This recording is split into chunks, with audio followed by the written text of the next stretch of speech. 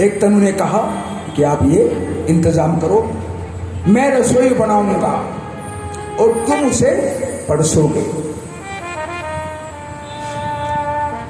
और जो भी खाएगा उस रसोई को वो तुम्हारा आज्ञाकारी बन जाएगा। अगर ब्राह्मण तुम्हारे आज्ञाकारी बन गए तो तुमको कोई कभी हरा न सकेगा, न तुम्हारा कुछ बाल बिगड़ेगा, बाल भी बांका होगा।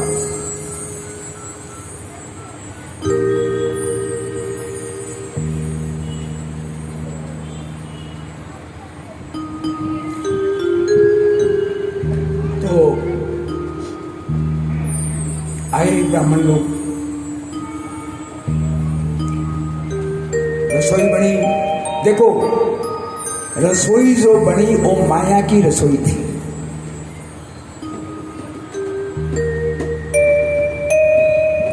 अनगिनत व्यंजन, पर एक तनु ने क्या किया, उस सारे के सारे व्यंजनों में मांस मिला दिया।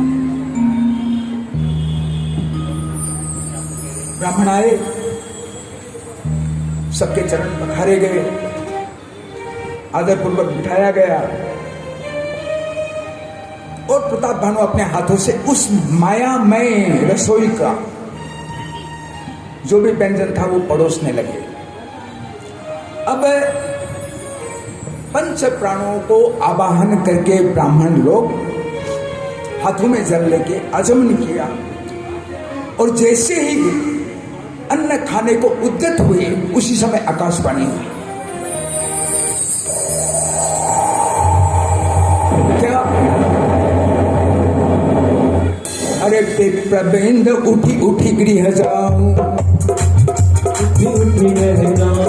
विप्रबिंद उठी उठी गृह जाऊं, हे बड़ी हानि अन्न जल खाऊं, मत खाओ, बड़ी हानि हो जाएगी। क्यों? भयऊ रसोई, ये जो रसोई बनी है, आकाशवाणी हो रही है, ये जो रसोई बनी है भू भर मासू मांस है।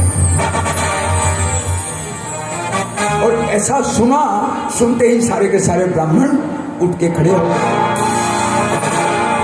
लेकिन ध्यान देना, इस चौपाई में भयऊ रसोई भूसर मासू, भयऊ रसोई भूसर मासू,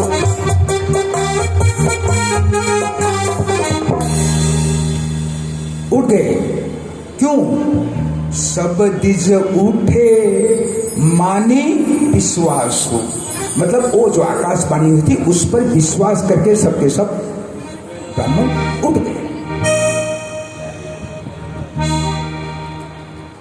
और ब्राह्मणों को तो आप जानते हो, गुस्सा यहां रहता है शिखा के ऊपर, बस तुरंत जल लिया और अभिश्राप दे डाला।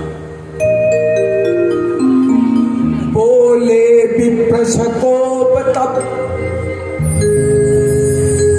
नहीं कछु कीन विचार, अभिशाप दे, कोई विचार नहीं। देखिए, ब्राह्मणों में एक कमी है, जब ब्राह्मणों को क्रोध आता है तो आगे पीछे कूद नहीं, मतलब सोचते नहीं है, अभिशाप दे डाला।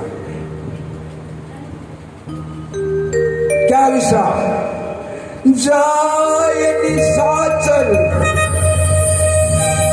हो निप, हे राजा जाके निशाचर बनो, राक्षस बनो। और क्या दिया साथ में अभिश्राप? जाय निशाचर हो निप, मूढ़े सहित परिवार, पूरे परिवार के साथ तुम सब राक्षस बन जाओ।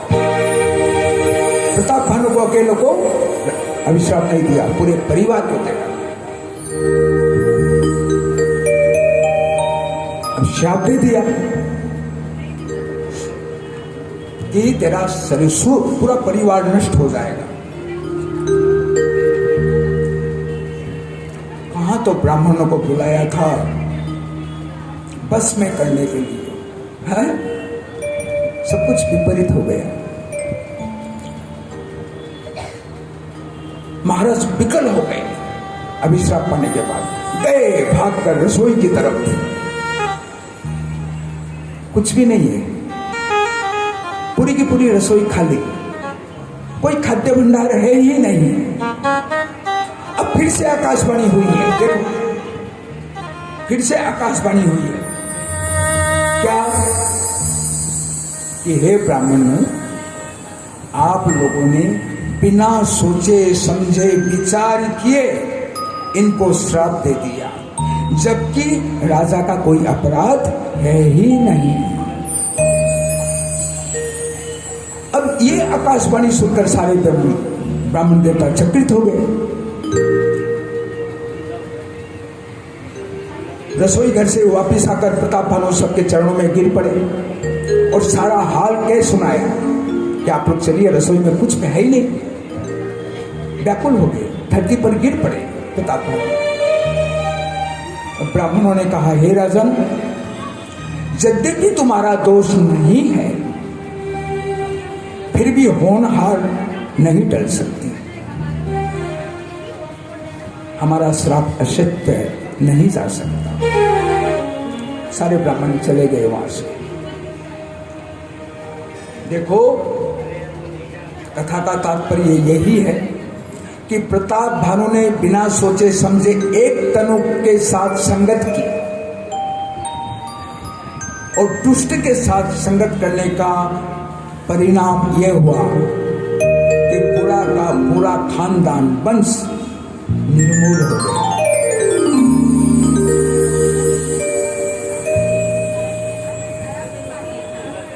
देखो, यहां पर एक शंका आ सकती है